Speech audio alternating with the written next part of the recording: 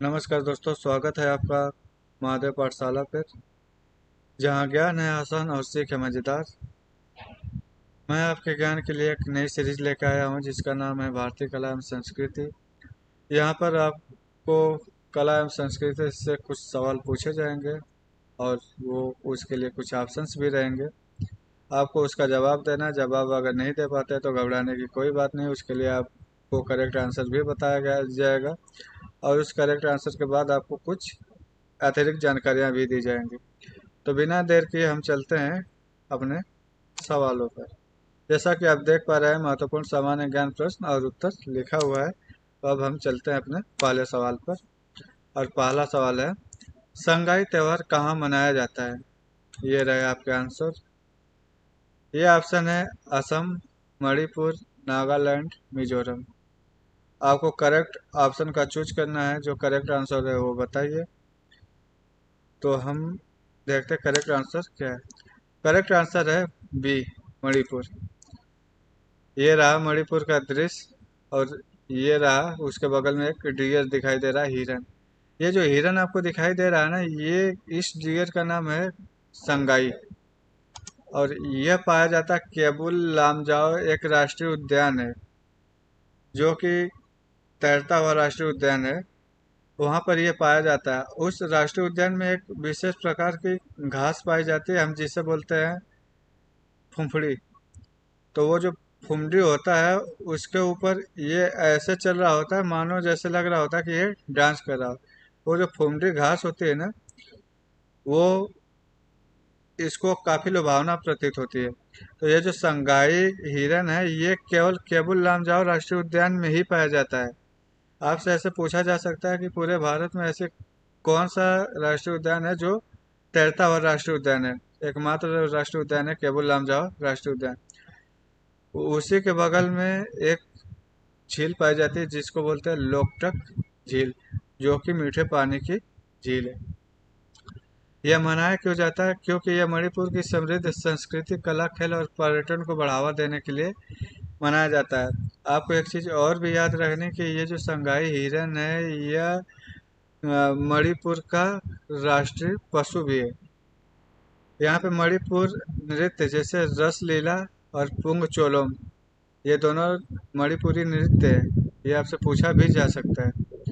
और यहाँ का पारंपरिक खेल जैसे थांगटा मार्शल आर्ट है। ये पूछा जाता है कि थांगटा कहाँ का मार्शल आर्ट है? तो ये मणिपुर का है।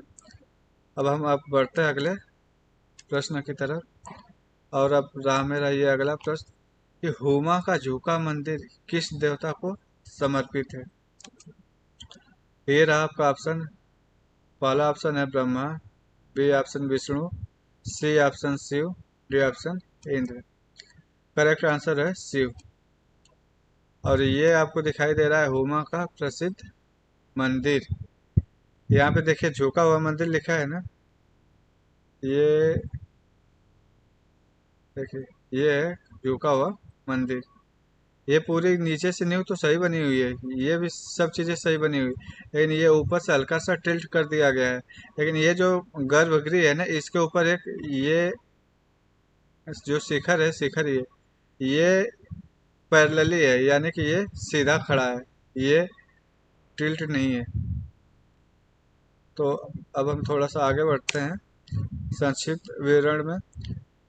जो उड़ीसा है, उड़ीसा में एक संबलपुर है, और संबलपुर में एक गांव है हुमा गांव, इसीलिए इसको बोलते हैं कि हुमा का झुका हुआ मंदिर। यह किस देवता को समर्पित है? तो आपको मालूम है भगवान शिव को समर्पित है। मंदिर की पूरी संरचना हल्की सी एक और झुकी हुई है। मैंने आपको ऑलरेडी बता दिया कि ये जो संरचना ये हल्की सी झुकी हुई है, लेकिन गर्भगृह के ऊपर का जो शिखर सीधा है, ये वाला, ये जो शिखर है ये सीधा है, ये झुका हुआ नहीं है। निर्माण काल जो है वो 17वीं सदी राजा बलाराम देव द्वितीय के शासन काल में हुआ था। और महत्व की बात करें तो धार्मिक आस्था के साथ साथ यह एक अनोखा स्थापत्य चमत्कार माना जाता है। और सिंपल सी बात है कि जहाँ पे हर एक चीज़ें एक जैसी हो रही है, वहाँ पर अगर कोई चीज़ थोड़ी सी अन्य तरीके से अगर होने लगे तो वो जो मतलब कि स्थापत्य कला है या किसी भी कला क्षेत्र में वो थोड़ा सा अनोखा तो हो ही जाएगा। अब हम चलते अगले प्रश्न की तरफ। वैदिक काल में किस यज्ञ में यज्ञ सामग्री में सूरा का प्रयोग किया जाता था? सूरा मैं आपको बता देता हूँ। सूरा जो इस समय हम लोग बियर बोलते हैं ना, वो उस समय सूरा में सूरा या सोम रस का मतलब होता ही है वाइन दारू से। पहला ऑप्शन है अग्निष्टोम, दूसरा ऑप्शन है राजसूय, तीसरा ऑप्शन है सौत्रामणि और चौथा ऑप्शन है वाजपेयी। आइए हम लोग सही ऑप्शन देखते हैं क्या है। करेक्ट आंसर है सौत्रामणि। ये देखिए, ये है वो पेय पदार्थ। यहाँ पे जौ हो गया, ये देखिए जौ हो गया, ये धतूरा, हाँ ये शायद धतूरा है, और ये है गेहूं। तो आपको मालूम चल ही गया होगा कि ये जो सोम रस या सूरा बनती थी वो किस चीज़ से बनती थी। गेहूं से बनती थी, और अन्य तरीके के अनाज होते थे, जौ हो गया, इन सब चीज़ों से बना करता था, धान हो गया। तो संक्षिप्त विवरण में देखा जाए तो सूरा सत्र और सोम यज्ञ के कुछ प्रकार थे जहाँ देवताओं को मद्य अर्पित करने का विधान था। मद्य मतलब वही मादक पदार्थ। सूरा प्राचीन वैदिक भाषा में मद्य शराब या मादक पेय के लिए प्रयुक्त होता था। इसे बनाने की जो विधि थी उसे ही किण्वन प्रक्रिया को कहा जाता था। इसमें धान, जौ या अनाज को पानी के साथ मिलाकर कुछ दिनों तक किण्वन यानी कि फर्मेंटेशन के लिए रखा जाता था। पहले धान, जौ या अनाज इन सबको मिला करके कुछ टाइम के लिए रखा जाता था ताकि ये किण्वन हो सके, इसमें जो बैक्टीरिया है वो सब आ सके। इसके बाद प्राप्त पेय पदार्थ का उपयोग विशेष सोम या सूरा यज्ञ में देवताओं को अर्पित करने के लिए किया जाता था। पहले क्या होता था कि देवताओं को ये मद्य पदार्थ का प्रयोग किया जाता था, लेकिन अभी क्या हुआ है कि अभी ये सब चीज़ें नहीं होती, इसके जगह पे चना अमृत का प्रयोग किया जाता है। चौथा हमारा प्रश्न है, निम्नलिखित में कौन सी चोल काल की सबसे प्रसिद्ध मूर्ति है? तो आइए आंसर देखते हैं। आंसर में क्या है कि option A Murugan, option B Nataraj, option C Venkateshwara और ऑप्शन डी है विष्णु। तो आइए हम सही ऑप्शन की तरफ बढ़ते हैं। कौन सा ऑप्शन सही है? Option B Nataraj. ये देखिए, ये है नटराज की मूर्ति जिसमें भगवान शिव को दिखाया गया है, वो भी नृत्य करते हुए। संक्षिप्त विवरण में अगर देखते हैं तो काल जो है वो चोल काल 10वीं से 11वीं शताब्दी के बीच इसे बनाया गया था। और सामग्री में देखा जाए तो कांस्य सामग्री, ये पूरा जो है वो कांस्य का बना हुआ था। और ये भगवान शिव का ब्रह्मांडीय नर्तक रूप मैंने आपको बता ही दिया। और महत्व के रूप में अगर देखें तो चोल काल की मूर्ति कला का श्रेष्ठ उदाहरण और भारतीय संस्कृति का प्रतीक। एक तो ये जो चोल साम्राज्य उस समय था, उस समय की सबसे बेस्ट मूर्तियों में ये माना जाता है, यानी कि सबसे बेस्ट मूर्ति कला में ये समाहित है। अगला सवाल है कि निम्नलिखित में कौन से संत मोची का कार्य करते थे? तो ये तो आपको मालूम ही होगा कि कौन से ऐसे संत थे। पहला ऑप्शन तुलसीदास, दूसरा ऑप्शन सूरदास, तीसरा रैदास और चौथा मलुकदास। बताइए कौन सा ऑप्शन सही है? आइए करेक्ट आंसर देखते हैं। सी रैदास। एक, ये देखिए रैदास। अभी रैदास या रविदास दोनों एक ही हैं। तो रविदास जयंती मनाई जाती है। जो हमारे चमार भाई है वो ज़्यादा, या जो दलित से संबंधित भाई है वो ज़्यादा मनाते हैं इनको, और इनको भगवान की तरह पूजा जाता है। संक्षिप्त विवरण में अगर देखें तो काल जो है वो 15वीं से 16वीं शताब्दी। और जन्म स्थान की बात करें तो सिर गोवर्धनपुर जो कि वाराणसी में है।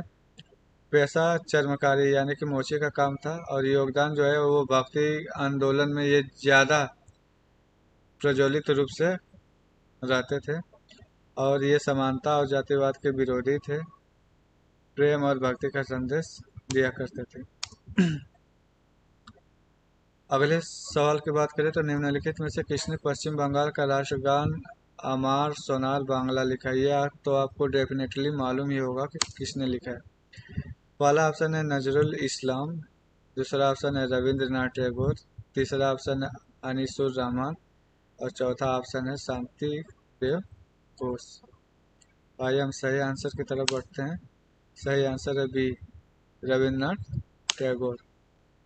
ये रहे हमारे रविन्द्रनाथ टैगोर जी, जो कि राष्ट्रगान के भी लेखक हैं। जनगण मन अधिनायक जय हो, ये भी इन्हीं के द्वारा रचा गया है। संक्षिप्त विवरण में अगर बात करें तो रचयिता रविन्द्रनाथ टैगोर जी हैं। भाषा है बांग्ला। महत्व की बात करें तो वर्तमान में बांग्लादेश का राष्ट्रीय गान और पश्चिम बंगाल का राज्य गीत, यानी कि जो आमार सोनार बांग्ला है ना, ये बांग्लादेश का राष्ट्रगान है। जैसे हमारा जनगण मन अधिनायक राष्ट्रगान है, वैसे ये बांग्लादेश का है। लेकिन पश्चिम बंगाल का जो राज्य गीत की बात करें तो वो अमर सोनार बांग्ला है। विषय मातृभूमि के प्रति प्रेम और सौंदर्य का वर्णन, ये तो आपको मालूम ही है। अगला क्वेश्चन देखें तो कंबोडिया का अंकोर वाट मंदिर किस हिंदू देवता को समर्पित है? ये रहा आपका option. Option A Brahma, option B Vishnu, option C Shiv, option D Ganesh. तो आइए हम करेक्ट आंसर की तरफ जाते हैं। करेक्ट आंसर है बी विष्णु। ये देखिए, ये रहा कंबोडिया का अंकोर वाट मंदिर। ये काफी बड़े क्षेत्र में फैला हुआ है। संक्षिप्त विवरण की बात करें तो निर्माण काल की अगर बात करें तो 12वीं शताब्दी की शुरुआत में लगभग 1113 से 1150 ईस्वी के बीच में हुआ है। निर्माता यानी कि इसका निर्माण करने वाले कौन है तो राजा सूर्यवर्मन द्वितीय, जो खामे साम्राज्य के शासक थे। समर्पित देवता, मूल रूप से ये भगवान विष्णु को समर्पित है, ये आपको मालूम चल गया। बाद में बौद्ध मंदिर बन गया। शुरू में यह भगवान विष्णु के लिए समर्पित था, यानी कि ये हिंदू टेम्पल था, लेकिन ये बाद में क्या हुआ, बौद्ध टेम्पल बन गया। यह दुनिया का सबसे बड़ा धार्मिक स्मारक है। लगभग 162 हेक्टेयर क्षेत्र में यह फैला हुआ है। दीवारों पर रामायण, महाभारत और समुद्र मंथन जैसे प्रसंगों की अद्भुत नक्काशी भी की गई है यहाँ पे। यह भी एक महत्वपूर्ण चीज है। कंबोडिया का राष्ट्रीय प्रतीक, देश के झंडे पर भी इसकी तस्वीर दिखाई देती है। यानी कि जो कंबोडिया का राष्ट्रीय प्रतीक है उस पर भी ये चीजें दिखाई देती है, यानी कि उसके झंडे पर भी ये चीज दिखाई देती है। और ये यूनेस्को की विश्व धरोहर सूची में भी 1992 में शामिल हुआ था।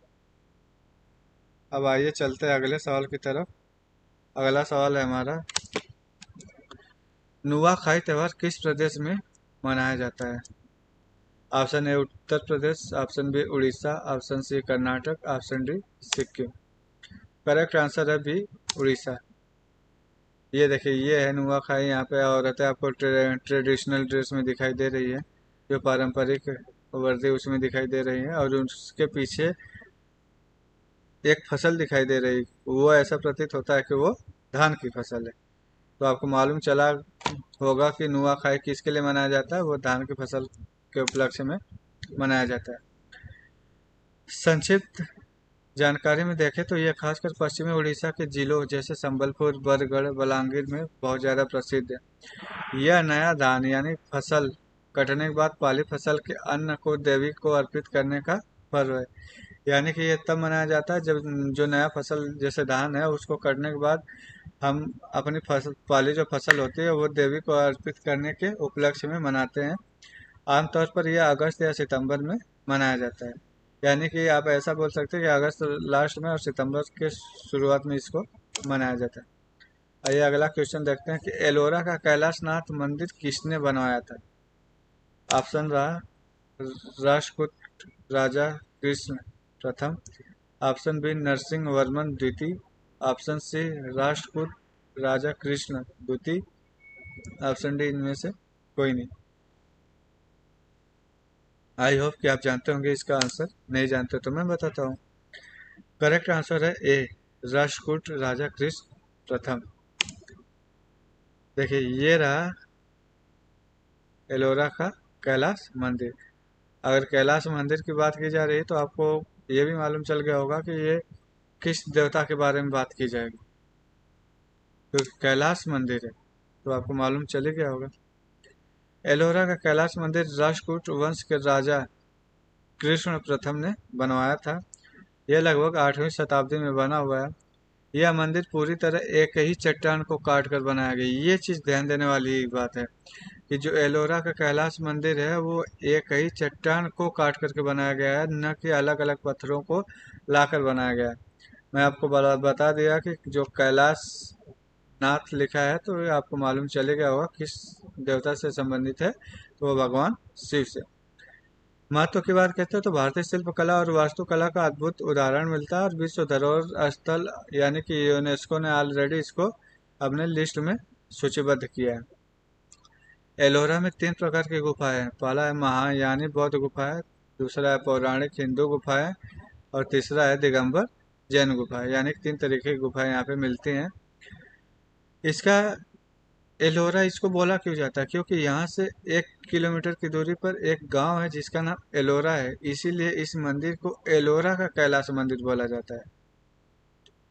अब आइए अगले प्रश्न की तरफ देखते हैं, जो कि ये सवाल रहेगा और मैं इसमें आपको कोई भी जवाब नहीं दूंगा, ये जवाब आपको खुद ब खुद देने हैं, क्योंकि ये क्वेश्चंस आपके लिए हैं। तो पहला क्वेश्चन है, 2025 में अजंता की पेंटिंग्स के साथ एआई यानी कि आर्टिफिशियल इंटेलिजेंस का शो कहाँ हुआ है, ये आपको बताना है। Option A Osaka, option B Tokyo, option C Paris, option D Mumbai में। दूसरा सवाल है कि बगरुम्बा नृत्य किस राज्य का है। Option A Assam, option B Nagaland, option C Manipur, और ऑप्शन डी है त्रिपुरा। और तीसरा सवाल है जो कि आप बता भी सकते हैं और मैंने ऑलरेडी आपको बता भी दिया है कि केबुल लामजाओ राष्ट्रीय उद्यान दुनिया का एकमात्र तैरता हुआ राष्ट्रीय उद्यान है, या सबसे बड़ा रेगिस्तानी उद्यान है, या सबसे ऊंचा राष्ट्रीय उद्यान है, या सबसे पुराना उद्यान है। ये सवाल तो आपको डेफिनेटली आना चाहिए क्योंकि मैंने ऑलरेडी आपको बता रखा है। तो ये रहा, सीरीज यहीं पे ख़त्म होती है। अगर आपको ये यूट्यूब वीडियो पसंद आया हो तो आप मेरे यूट्यूब चैनल महादेव पाठशाला को लाइक करिए, सब्सक्राइब करिए और मुझे प्रोत्साहित करिए, ताकि मैं आपके लिए और भी कंटेंट जुटा कर लाता रहूं, जिससे आपके नॉलेज में दिन प्रतिदिन वृद्धियाँ होती रहें। धन्यवाद।